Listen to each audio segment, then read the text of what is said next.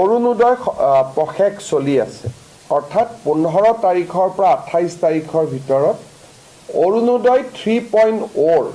আমি হিতাধিকাৰীসকলক নিৰ্বাচন কৰিব খুজিছো আৰু অৰুণোদয় 2.0 আমি বন্ধ কৰি 3.0 লৈকে যাব খুজিছো 3.0 বেছি হিতাধিকাৰী থাকিব সম্প্ৰসাৰিত ব্যৱস্থা হ'ব লাহে লাহে জীৱন বীমা আদিৰ লগতো লিংক আপ হ'ব কিন্তু এই অৰুণোদয় আঁচনিখন হ'ল দুখীয়া মানুহৰ কাৰণে কৰা আঁচনি আমাৰ চৰকাৰৰ দৃষ্টিগোচৰ হ'ল যে 682 জন চৰকাৰী কৰ্মচাৰী অৰুণোদয় আঁচনিৰ ধন আজিলৈকে লৈ আছে যেতিয়া তেওঁলোকৰ একাউণ্টবিলাক আমি বেংকৰ লগত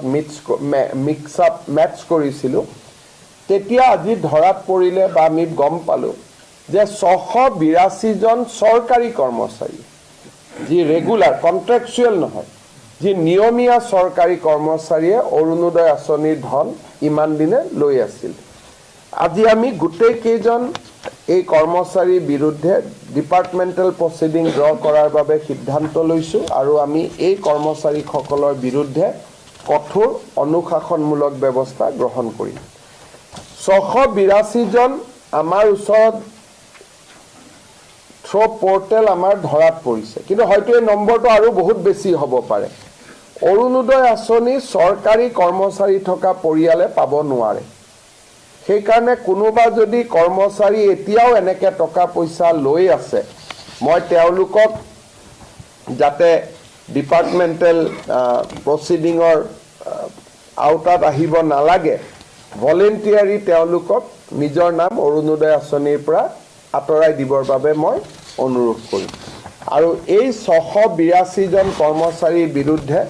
আমি কঠোৰ অনুশাসনমূলক ব্যৱস্থা আমি গ্ৰহণ কৰিম আমি চৌকছ কৰিবৰ কাৰণে ডিপাৰ্টমেণ্টক অৰ্ডাৰ দিছোঁ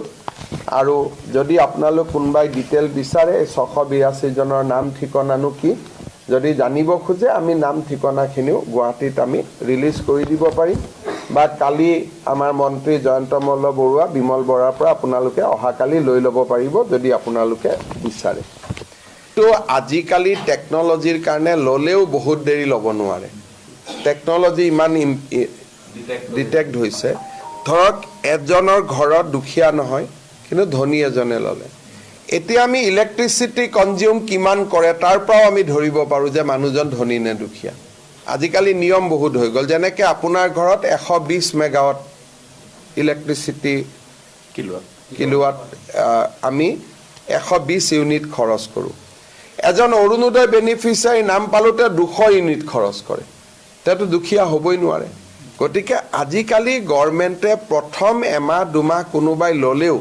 লাহে লাহে গভৰ্ণমেণ্টে টেকন'লজিৰ জৰিয়তে সকলোখিনি চিনাক্ত কৰিব পাৰে এইবাৰ আমি 26 জনক অৰুণোদয়ৰ পৰা কাটি দিছোঁ কিয় কাটিছোঁ তেওঁ অৰুণোদয় লৈছে জিএছটিও পে'মেণ্ট কৰি আছে গতিকে জিএছটি পে'মেণ্ট কৰা মানুহটো অৰুণোদয় ল'ব নোৱাৰে দুদিন পিছত ইনকাম টেক্সৰ পৰা আমি ডাটাবেছটো আনিব পাৰোঁ গতিকে ক্ৰছ চেকিং কৰাৰ আজিকালি বহুত সুবিধা আছে আৰু এই মেথডলজিবিলাক এতিয়া আমি এপ্লাই কৰি গৈ থাকিলে লিষ্টখন ক্লিন হৈ হৈ গৈ থাকিব এইখিনিয়েতো ঘূৰাই দিব লাগিব চৰকাৰী কৰ্মচাৰীসকলৰতো দৰমহাৰ পৰা আমি কাটি ল'ম গতিকে এইখিনিয়েতো ঘূৰাই দিবই লাগিব 682টোৱে যিমান অৰুণোদয় চাকৰি পোৱাৰ আগৰখিনি আমি নলওঁ পিছৰখিনিতো ঘূৰাই দিবই লাগিব